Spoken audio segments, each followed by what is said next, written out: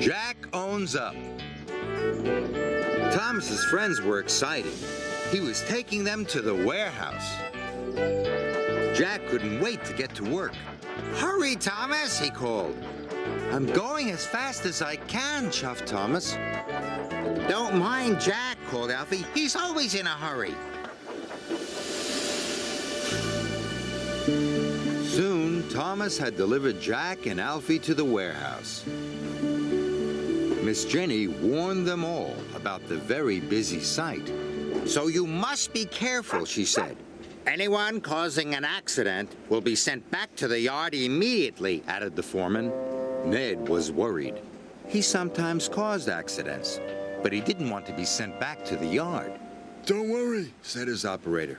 "I'll make sure you don't back into anything." Everyone was working very carefully.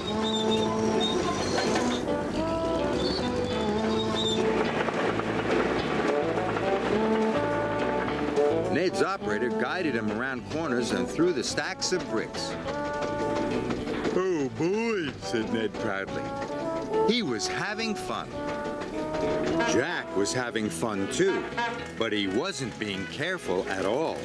"Slow down, Jack," Kelly boomed. "You'll have an accident." "Not me," Jack shouted cheerfully. Thomas could see Jack was being careless. He hoped his friend wouldn't get into trouble. But Jack did get into trouble. He backed into a stack of roofing slate and smashed it into tiny pieces. "Blistering buckets," said Jack. He looked around. No one had seen him break the slate, not even his operator. Jack knew he had been naughty, but he didn't want to get sent back to the yard. So he filled his bucket full of gravel and drove away. Ned didn't see the broken slate and rolled right over it. "Ned!" cried his operator. "You've knocked over the slates!" "I didn't do it," protested Ned. "It wasn't me." But there was nothing Ned could do. It was an accident. His operator would have to call Miss Jenny.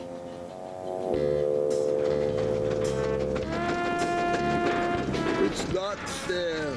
It's not fair," grumbled Ned. Alfie pulled up just as Jack saw Ned driving slowly away. "Where's Ned going?" asked Jack. "He knocked over some roofing slates," said Alfie. "Thomas is taking him back to the yard." Jack knew it was all his fault. What should he do?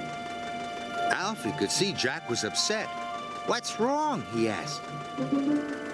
But Jack didn't answer. He raced off without a word. "Wait!" Jack shouted. "Wait! Miss Jenny, Ned didn't break the slate. I did." And Jack told her what he had done. Miss Jenny was cross. "It was brave of you to own up," she said. "But what am I to do with you?" "Send me back to the yard," said Jack sadly. And so she did. As Jack was being loaded on Thomas's low loader, he called to Ned. "I'm sorry you got blamed for my accident.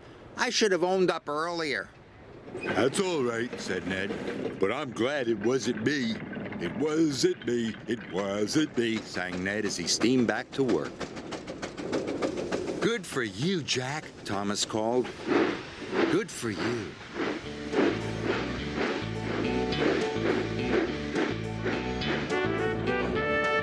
All the way back to the yard, Jack felt good.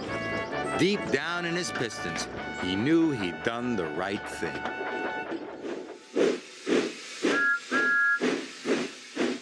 On site with Thomas.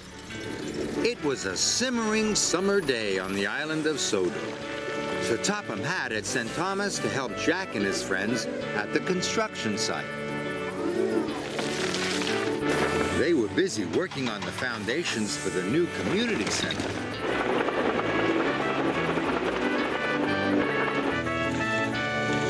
Patrick was pouring concrete for a new platform.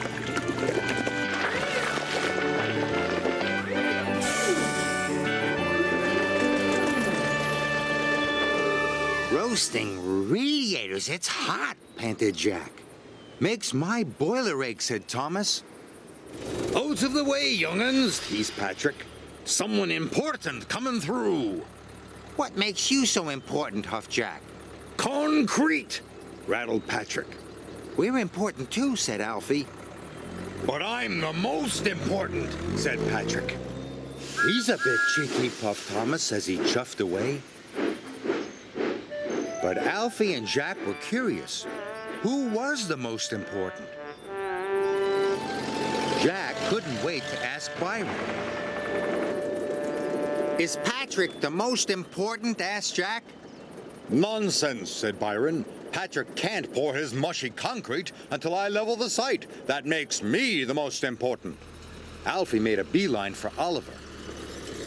Slow down, purred Oliver. What's got you racing around in this heat? Patrick said he was the most important, panted Alfie. Is that true? Oh, my, no, said Oliver politely. Digging the foundations is the most important. And that's what I do. Transport, boasted Nelson. Without transport, there wouldn't be any construction. That makes me the most important. Our operators, declared Ned. They're in charge of safety. They're definitely the most important. I give up, clattered Jack. They can't all be the most important, said Alfie. They were confused.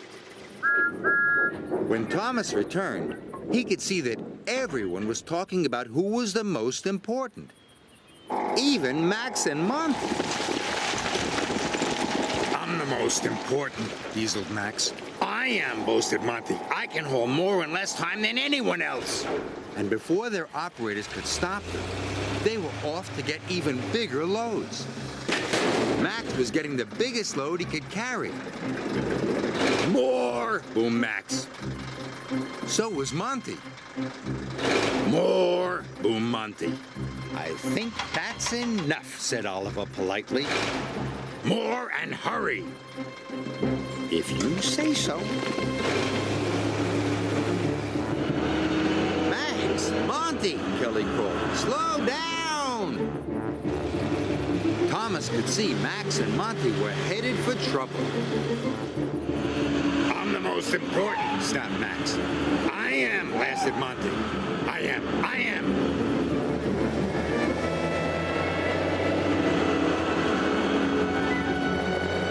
Look out! Shouted Patrick.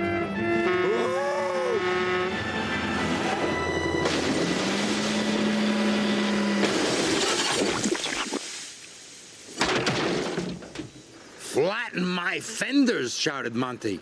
Not my fault, called Max. My beautiful concrete, moaned Patrick. My beautiful blue paint, moaned Thomas. Miss Jenny was cross when she heard the news. I'm very disappointed in you two, she said to Max and Monty. You've caused a lot of trouble. And look at poor Thomas. We were only trying to show who's the most important, groaned Max. You're all part of a team, said Miss Jenny. There's no such thing as most important. Not even Patrick, clattered Jack. Patrick, scolded Miss Jenny. Were you bragging about concrete again? I might have said something.